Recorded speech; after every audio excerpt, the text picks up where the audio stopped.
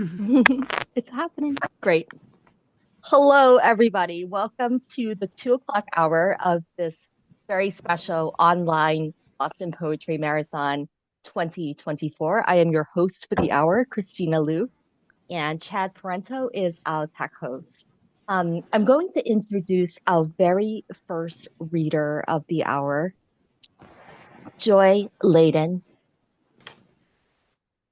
Thank you, Christina. I'm going to read one poem from my newly published book, Family. It was written during the Trump administration. You'll probably recognize references. Sitting in Wordsworth's garden.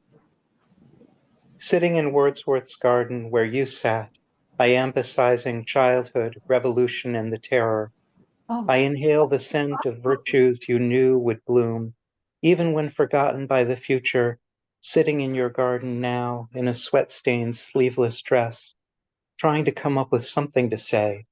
Flowers, clouds, loneliness, unable to make poetry, unable to make sense, and unable to say nothing, as my country cages children who may not survive the growing season. No matter how many are caged or killed, your garden's short-lived citizens, Rosamundi, Apothecary Rose, Common Valerian, annually perform their parable of resistance, die and blossom again.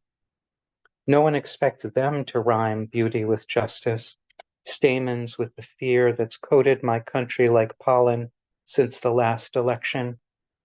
People are thrown in cages, and poets like me, alive and afraid, conscious and unconscious, singular and symptomatic, scan heaven and earth and flower beds for an arc that bends toward justice, and something eloquent, original and vague, something a flower might say, that makes liberty sound inevitable and safe, and tyranny destined to pass away.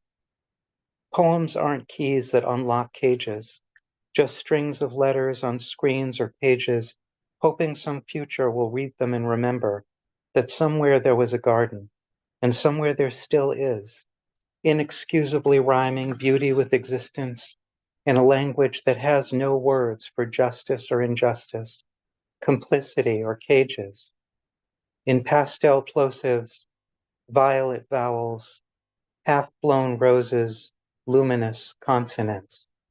Thank you. Joy, that was chilling and beautiful. Thank you. I think about the fear coating as pollen. It's remarkable imagery. Much appreciated. Next up, we have Dennis Nursky.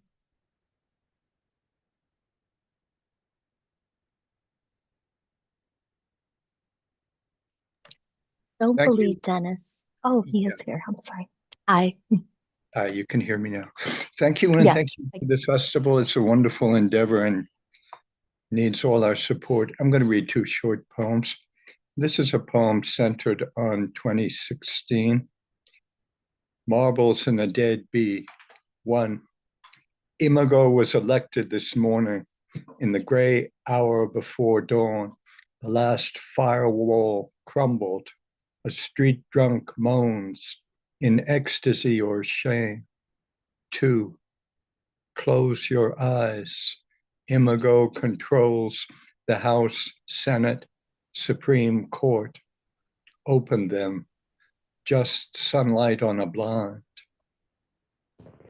3.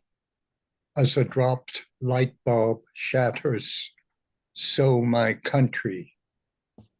4.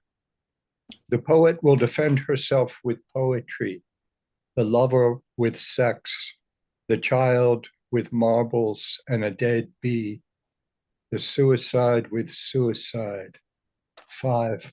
But if you choose to kill yourself, find a quiet room in the past. Tonight, your life is required for a task. And this is a short love poem called Late Summer, a little seasonal. When the rain woke me, I no longer knew and had to remind myself, this is darkness. That is the wine glass. This is the blowing curtain. That's the immense city. It's late in my life, but early in summer. This is my wife, naked in my arms. Thank you. Dennis, thank you so much. That was one of the most beautiful love poems. We have up next Ruth Lepson.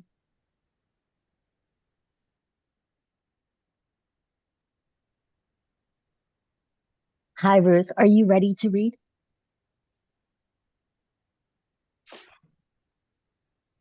She might not know she's muted, so I'm asking her to unmute. Sure. Oh, hold on.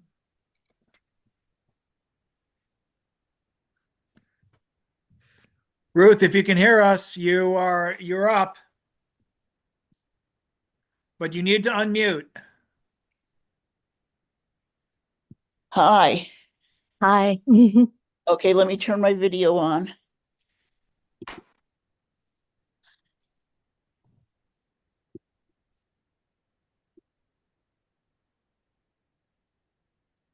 Hi, everybody. I'm trying to see myself on here. Well, it doesn't matter. Anyway, I'm sorry I've missed so many of you today, but I'm not feeling well. So luckily this will be online and I can hear a lot of you at another time. I'm going to read a poem that's kind of long, so I'm probably going to stop in the middle, which is an odd thing to do, but this is the poem that I want to read, and it's called The Yellow Tulip. It's for Garrett Lansing, and some of you knew him very well. Great poet of Gloucester. When Garrett died, the image of the yellow tulip popped into my mind, and childish as it seems, I couldn't shake it. Now I see it's the secret of the golden flower, symbol of the philosopher's stone. The Jains of Rajasthan, India, devote themselves to feeding flocks of demoiselle cranes who migrate at 23,000 feet over the Himalayas. The first verse of the Ramayana curses the hunter who killed the male of a pair. Because all verse was considered received until then, this passage is taken to be the oldest composed poetry in the world. People who ventured far from home or undertaken difficult journeys are often compared to these delicate cranes. Within decades, a quarter of the Earth's population will be forced to migrate. Homer made it to India, as did Plato and Democritus. It could be that they learned about atoms there, those irreducible bits of matter, the speculation, a quest for immortality, a method of reconstituting the dead body. Democritus believed that bodily atoms are triangles with prongs, round fire atoms, the soul, the other aspect of life being the void through which the atoms travel. Is it lonely to remain anonymous, or is it a relief, like becoming ordinary? Two Zen masters checking out in parallel lines at the supermarket nodded to each other. What might it mean to know in silence? I've wanted to know you, what it must be like to love in silence without desire to articulate your desire, living in color in the meadows and low mountains. A certain number of volunteers who film secretly inside factory farms commit suicide, especially after their first exposure. The cruelty is so extreme.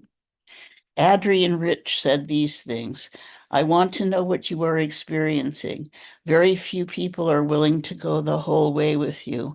So make a pact that you will never desert one another. Real friendships are frightening because they involve telling the truth. Something got hotter and infinitely more dense until its interior turned to lead, then exploded, creating everything. We, the constellations, the triumphant stars, the half moon. Tennyson's Ulysses says with resignation, I am not what I once was, happy few. Inanna, Sumerian goddess of heaven, descends to the netherworld where she sees her sister, her shadow self. At each gate, she's required to take off a piece of clothing or jewelry, maybe like the chakras. Her symbols, the lion and the 8-pointed star. A volcano will erupt when Trump refuses to leave office. Violence in the streets. Some talk that way while others are convinced things will return to normal. Myself, I think we're at the threshold of a new world. The Greeks were well aware they were newcomers to their region of the world, Persia, Mesopotamia, and Egypt having existed for centuries. In Egypt, very little changed through time, as Isis protected the meaning of things, whereas in Greece, new words were constantly being invented and argument was everything. The first poem I memorized is Stevenson's. The world is so full of things, is so full of a number of things. I'm sure we should all be as happy as kings. Are kings happy? And who's the speaker so sure of his sentiment? Which things is the world so full of anyway these days? An understanding, after all, if everything is made of the same irreducible element, our insides and the outside world are identical. N'est-ce pas? I should practice my French before the end of the world as we know it. We go on doing what we've always done. And where in the world is William Blake? Among the angels? I'm more inclined to believe in them lately than any gods. Voltaire added bits of chocolate, already a luxury, to his coffee. He was a coffee fanatic. He once wrote that hopeful was his favorite state of mind in human beings, so he wasn't kidding when he said the best of all possible worlds in a way. But we haven't tended our gardens. On the BBC in Yemen, a young woman begs the doctor, don't tell us about the virus. Please, we live with enough horror already. Patulous, spreading out from the center as the branches from the tree. She said sometimes she imagines she's a tree planted firmly in the ground. That would bother me. A fundamental difference between plants and animals is that animals move around. Putting people in solitary confinement has to do with the destruction of the earth. When a Tibetan master knows he's going to die, he retires to his mountain hut. A few weeks later, the others come. This has happened, though infrequently, that followers enter the hut only to find no skeleton there, just hair and nails, and floating around the room, rainbows. Once his car swayed on a bridge in a storm, and since then he's avoided bridges. Me, he said, imagine me being afraid of something. The alchemical process won't work when attempted at the wrong time. He insists that aliens have lived on Earth for thousands of years. When I say that's ridiculous, he says I don't have an open mind. Anything can happen. No, it can't, I say. Do you think that lamp can turn into a peacock? Maybe, he says. How can you be sure that it can't? Supposedly, Buddha said, never meditate on karma. It's so complex it can destroy your mind. Cause and effect is a Western concept. There's actually no such thing. Oh, sorry. Okay, I guess I'm going to stop there. I'm sorry. Today is not a good day. No, Ruth, thank you. There's no need to apologize. I want to thank you, and I'm sure the rest of us do as well for being present as you're not feeling well. That means a lot. Yeah, well, thank you. I always love this. Thank you for putting it together again. You're so welcome. I hope you get lots of rest. It was Thank you. wonderful. Thank you. We'll see you soon. Bye. Bye now. Next up, we have the wonderful Gail Batchelder. Thank you. Thank you, Christina, Xtina, and Chad for organizing, herding us cat poets or poet cats, whatever we are. Thank you. Great to be here listening and sharing a few things. I was given a prompt to write a story in 12 from 11 different perspectives. So this is what I wrote. There once was a story, and the story was this: before, All the whitecaps scurrying across the sea to meet their rocks, among bluer than water plus fabrication of a timetable for departure, while the wind never diminished, heat never left my head. Nearby, darkening, plus when to leave, plus when to lower the blinds, plus when to discard the overdue notices. After after olive tree minus every tidy leaf. Below, dying geraniums in the window boxes, plus no room for. Soon, the white stone road kept to its delicious curve. Above, enter the muses, plus, plus, plus, plus, plus, save a little for tomorrow. Eventually, in dollars, in euros, in degrees of separation, against the flaking sky. Later, listen, the heat never stopped, the wind never left, that stone road waited for its curved deliciousness of salt on my tongue. Listen, you loved the sun, your eardrums scratched by cicadas in the stucco archway, olive branch blown in tangle and bird swoop. Listen, I was trying to land because my eye, horizon to horizon unstrung, trying to land. And I'm working on a series, well, right now it's just 2, called Rules of Engagement. This is Rules of Engagement Governing Warnings.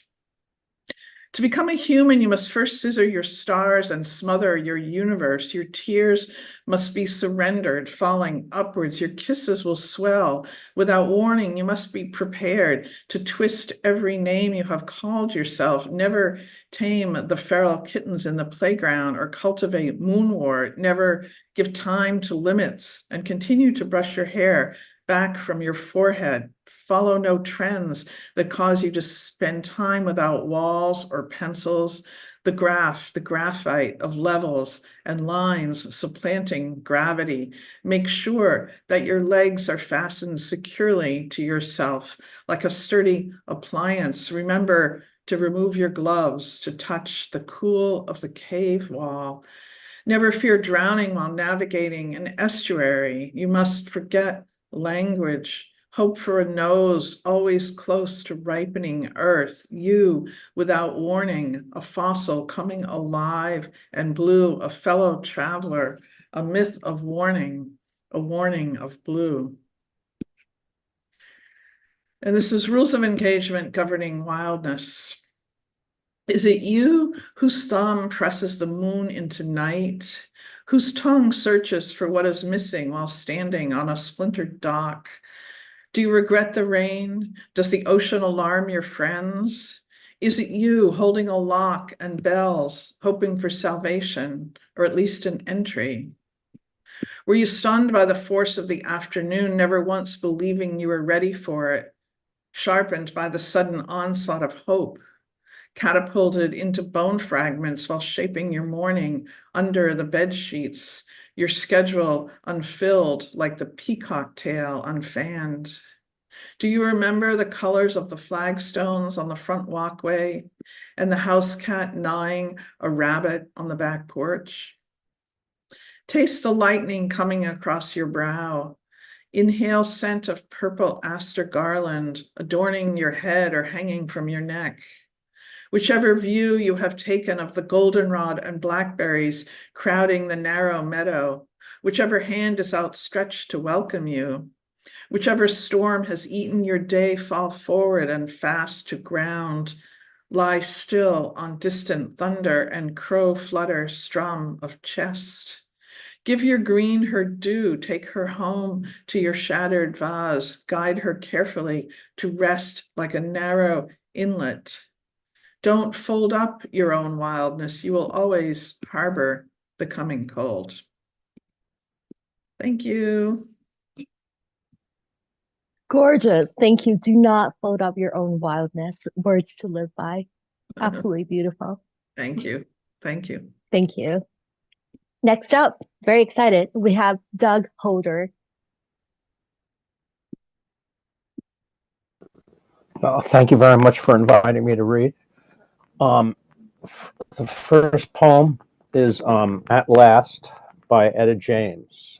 It's listening to Etta James sing At Last. Okay. At last, The discordant threads will be woven. The tattered will be tangled into each other.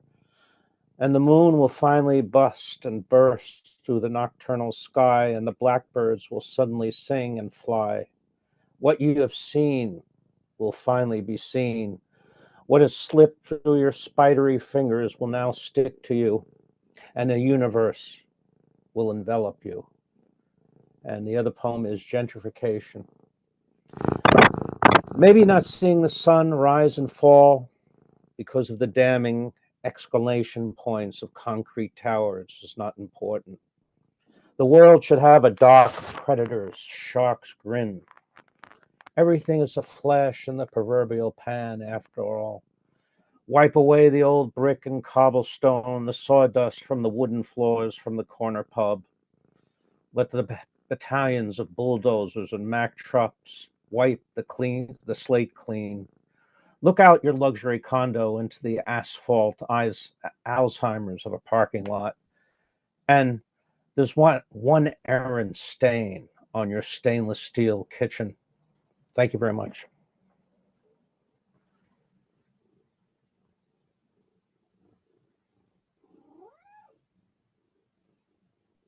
Now I was muted. Thank you, Doug. I love the title of Gentrification and really the mysticism imbued into the second poem. Much appreciated. Next up, we have Max Heinig.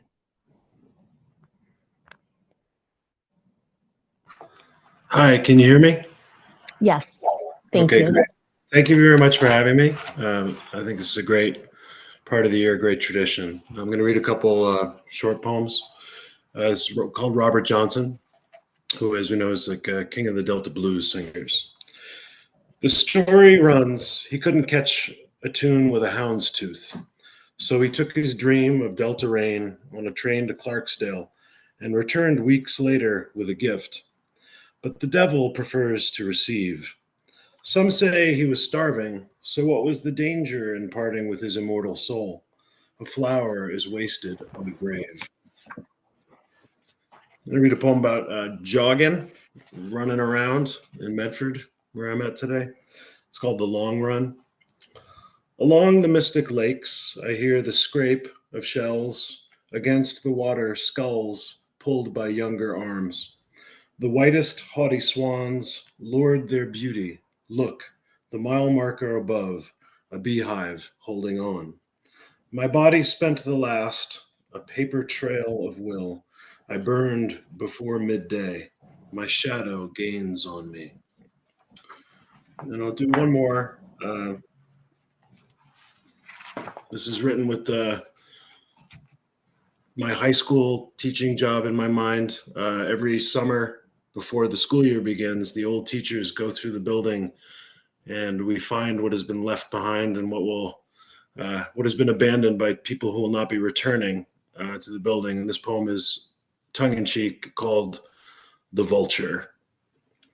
Begins with an epigraph from Yeats. But I am old and you are young, and I speak a barbarous tongue.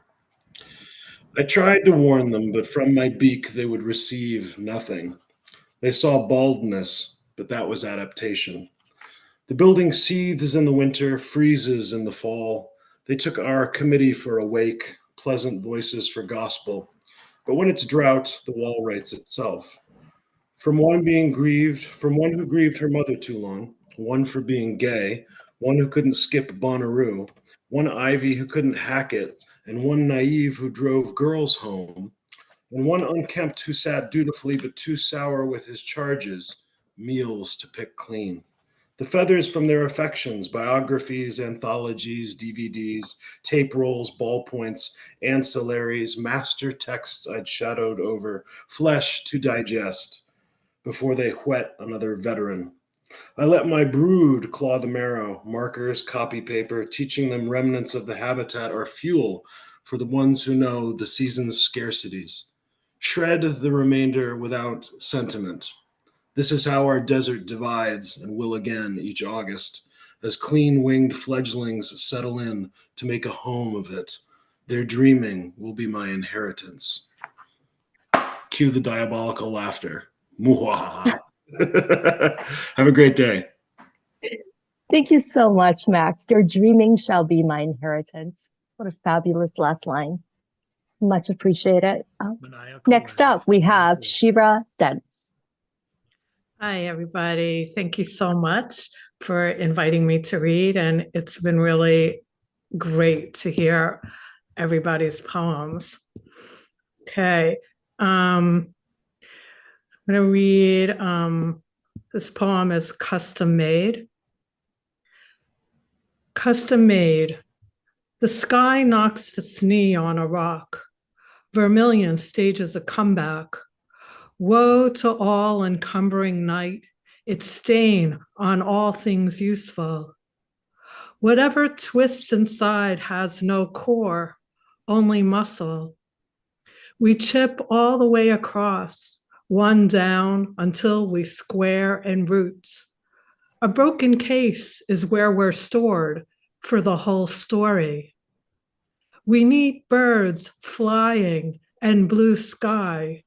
We need guts flying like herring, silver and gray, shining, slippery, made to fit. And this is Small Things, a factual account. So this was based on something that I read, which you probably will recognize. Small Things. Microplastics melt and cohabit, stones on remote islands, melding new geology, fashionably hybrid. In short time, the moon will have its own time zone, apart on our watch, as seaweed blooms mid-ocean, wider than a continent, and lists towards shores, still hungry. And I'm going to read one more poem on this theme of our environment. Note, a shade of purple hangs over, soothing as a laser helmet, ambrosia. Ice is for polar bears. No ice, no polar bears. Why aren't there white birds who live in clouds? Lost words on antique pages, marbled, blurred, garbled, blackbirds in print the sky with a secret scroll too tiny to matter. And I'm going to close with a found poem. So this is me as poet, a scavenger. And the title of this is, Have You Renewed Your Poetic License Yet? Mine was revoked for reckless swerving and exhibitionism of speed. I'm astray. I'd love to see the office where one gets it renewed. Booze, parties you could hardly dream of, etc. Professor, I'm always in the frame. Reading you often is renewal. I can't stand waiting in line at the Department of Poetry. That's why they insert all the line breaks. Do we get points for enjambment? Yes. Once you pass age 70, you get a lifetime license. They got me for drunk rhyming. I bought the forever version. Got a lot of fines to pay off first. Too many yapping tickets. Never applied. I was just reading about Naomi Lefbit's book, The Poetics of Work. Couldn't stand still for the mugshot. I have 3 points left on my license because I can't stay in my lane. No, but I need to immediately. Can I do it online? And my passport. I forged mine. I'm using a temporary paper one. Yeah, but here's the thing. My tenor's on vacation, but my vehicle is working overtime. Thank you very much. Wonderful. What levity with what against the microplastics. I actually took some notes as you were reading for advice. We need guts flying like herring, melting new geology. Wonderful. Thank you so much. Thank you. Next up, we have the wonderful Gilmore Tamney. Hello. Did anyone else roast tomatoes in their air fryer today? Show of hands. None. Just curious, Well, now I'm jealous. Yeah, no, pretty good. We just cooked the living crap out of them. Okay. With that established, 2 poems. The first one is called Secrets. If a tree in a forest dances like no one is watching, and in fact, no one is watching, and the tree falls. Wait, how did I wind up having so many secrets?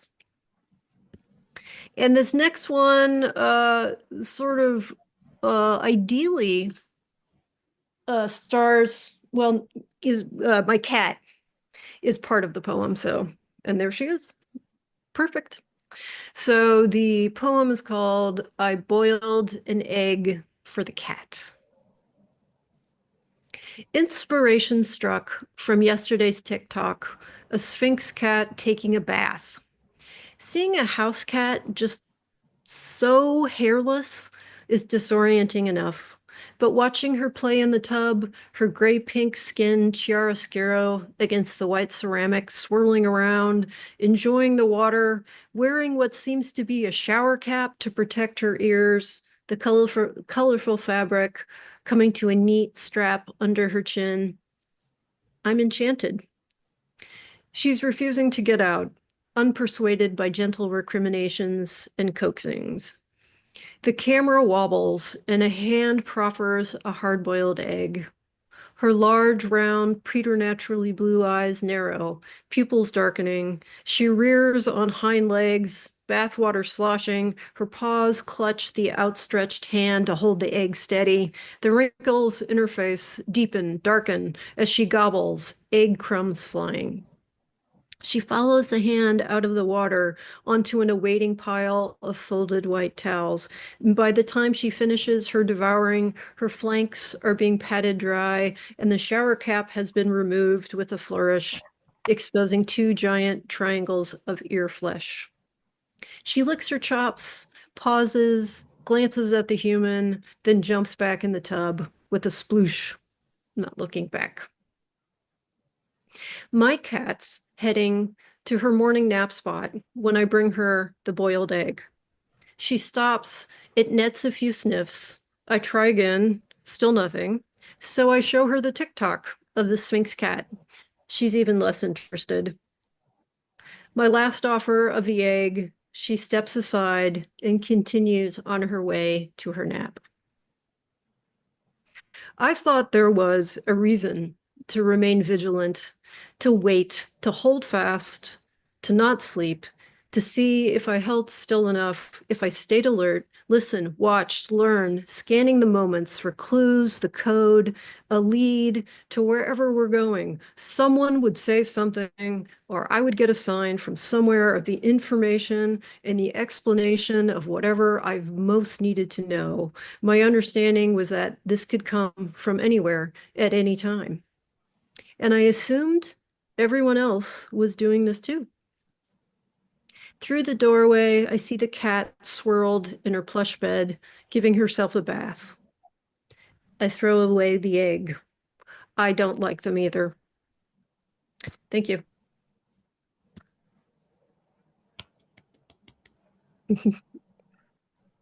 Thank you. You have a very lucky cat. I was also thinking about that classic poem for my cat Joffrey. A very rich lineage you were writing from. Absolutely. Thank you. Next up, we have Jennifer Firestone.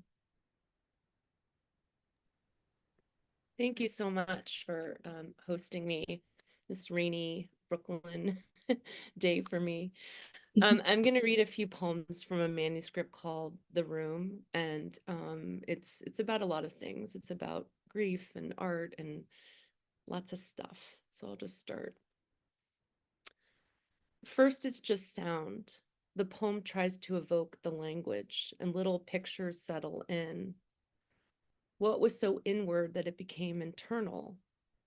You were a supporting actor on TV pretending this is what we do. You alerted them that his buzz went unheard or there was a lack of response. You can do that. It's as if you lost your legs and kept talking, pretending it was all the same, and released from the room each night with a touch so light to not make it real.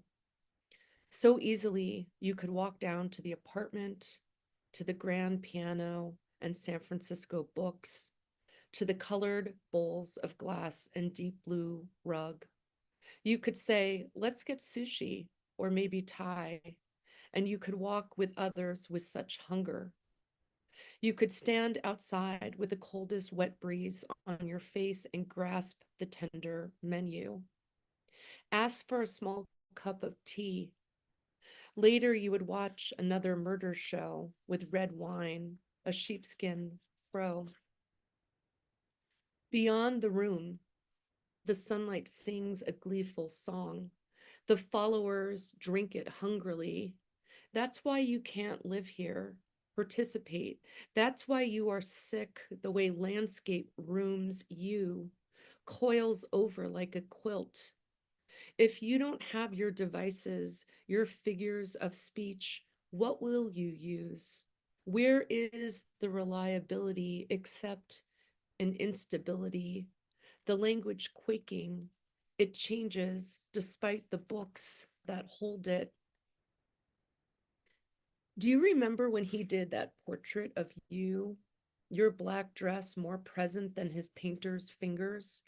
His version of you left no gleam of what you saw, your neck estranged, oddly fixed on your body.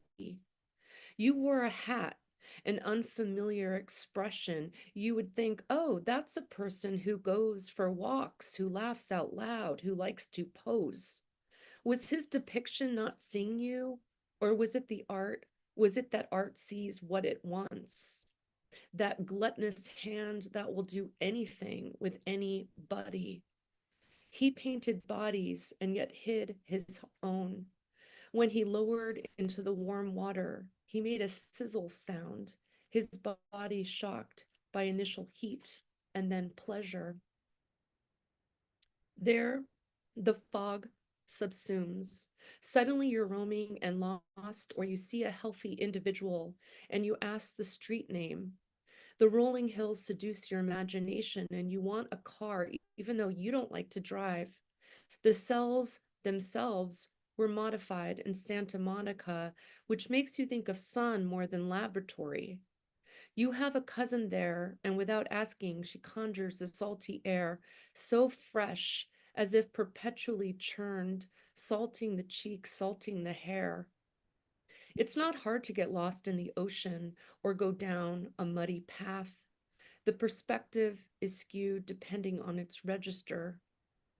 Everything is weighted on these transformative cells, where you ignore that experimental can mean failure, can mean we really don't know, can mean for the power of science, the power of invention. They are always taking notes and nodding, and he is meticulous in his recounting of what his body divulges. He could be talking about Goya's black paintings rather than his own limbs. Precision is a certain speech that requires distance. Only a slender finger does the pacing. The eve before his first experiment, there wasn't much to remark. Clearly, he read the chair with the lamp and the glass table. He lowered into logistics the time to take him, what to pack. He said no to almost all material items. He knew what he had to do, and the future would determine the outcome. He thought of last meals. Television couldn't be television. You never packed up your father before, never sent him away. It was always the reverse, a heavy pat in the middle of your back, tight hug, and to keep your eyes straight. Between his experiments, we tried to make things special, whether it was the lean eclairs that burst with yellow or the clam chowder from the fish shop by the sea. We put on music and adorned the table. We removed coats and pointed to a shiny mixer on the counter. Is it natural for us to congregate and epiphanize the weather? The poem might shove the kids to dance or sing a song, and you, the intimate onlooker, can't remain in the residue of his distant gaze. Instead, you flip to the image of the sea or the bouquet or even the stranger. The specialness of the moment, incognito, like fate, a word tossed with philosophy, or cheers blowing toward the sky. Thank you. Thank you so much, Jennifer. What a beautiful meditation. So sustained and profound. Much appreciated. We have our last two readers of the set, and they are Sam Cha and Kimberly Lyons. So next up is Sam Cha. Hi. Thanks for having me. I'm missing my Boston Poetry folks in Brooklyn. Oh. So hi, it's good to be here. How to Starve. Oh, I loaned my copy of your book to a friend, she said, with excellent regret. I too regret that the dogwoods have begun to bloom. All I hear is barking. I am of the growing persuasion which behind my sternum waxes botched, mottled red, and blotch. No less than you, I am a cosmos. A new planet swims inside me. What's the weather like there? The forecast is grim. I should have been the other kind of alien. Crawling around the hallways, all chitinous blur, all jaw and fang, seeking whom he may devour. You don't stand a chance without me. Good luck, Earthling. I'm going to split. I am the egg, ma'am. I am the cuckoo's git. This next one doesn't have a title. Something about the way I was holding myself suggested panic. A bowl full of water drained from a malfunctioning air conditioning unit about to tip over. The internet had already moved on from the war. Somewhere very high up, a shutter clicked open, clicked shut, clicked, a brief shining, then a dark, an impaired image. I don't remember you, I said. Not yet, I don't. Empty your purses was the challenge of the day. Bring out the vote was an old subway token. We looked at the wallpaper with jaundiced eyes. On the screen, a man pursed his lips, grinned. On the screen, a man sliced a grape over and over. Is your knife sharp? He said. Is it? Is it really sharp? And then these next things all begin with the same line that also serve as their title and their first draft, so they're probably very shitty. What did you learn in this life? The walls of the parking garage, roughless lemongrass, and how the condensation beads, and how the light strikes splinters blood red and leaf green, and how my breath trembles, how the air brushes against color. I can see the water swell, and the little fleck of dirt at the bottom of it all, how it jukes and swirls like a tiny animal trying to escape, how his liquid world tears, how each molecule tries to cling to each and fails. What did you learn in this life? Winter mornings. Windows grew white ferns. Smoke poured from your nostrils, your mouth. Where's the fire? What's burning, child? What's your hurry? What did you learn in this life? How the wind moves in stolen keys of keen and wine, an angle grinder howl, abrades every angel into geometry. Martians, where have you gone? There's plenty of business left. Where are your intellects, fast and cool and unsympathetic? Nothing left in the sky but bullets and money. What's the point of despair without anybody to blame? What did you learn in this life? How God's obsolete typewriter strikes and strikes, but the ribbon's gone dry. In my flower pots, the chives have turned to straw. Rumpelstiltskin, Rumpelstiltskin, come teach me. I have lost the secret of gold. And this last one, what did you learn in this life? In the early 80s, nosebleeds were in vogue. In my room, too, they were all the rage. I was 3, the gush and trickle dyeing my fingers, dribbling Lascaux ochre, and I began to draw.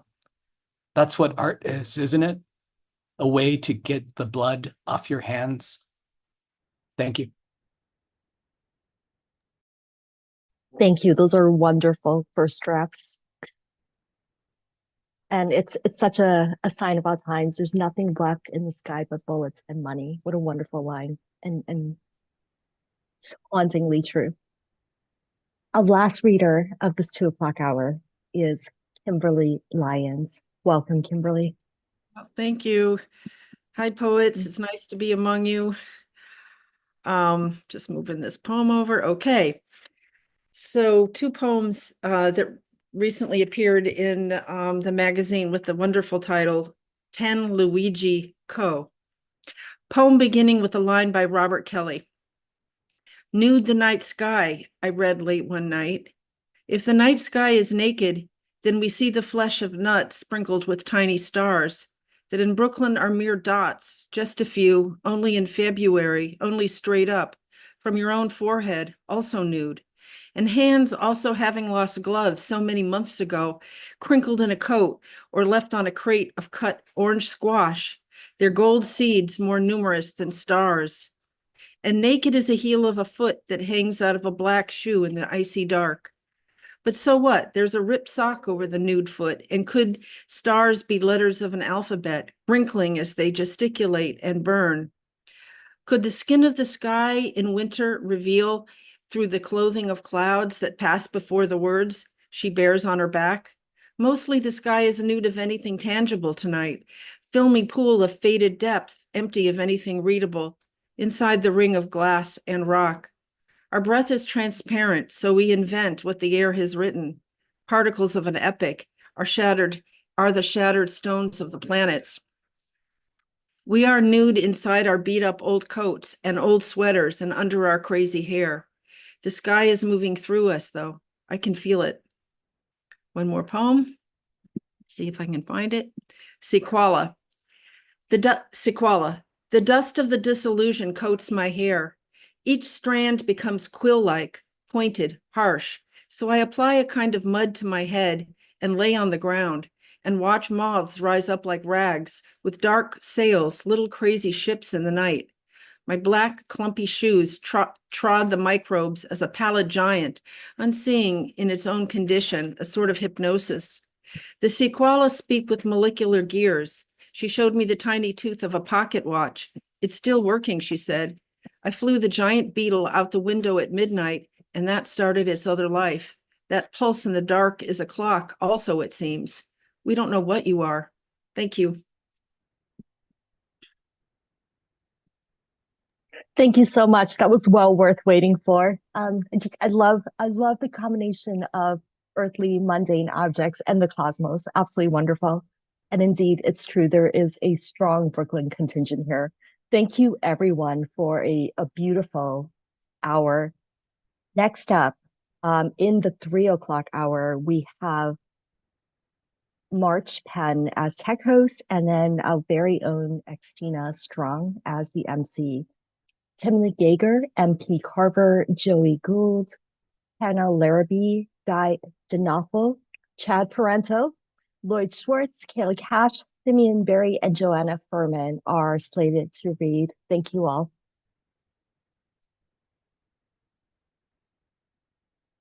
A round of applause.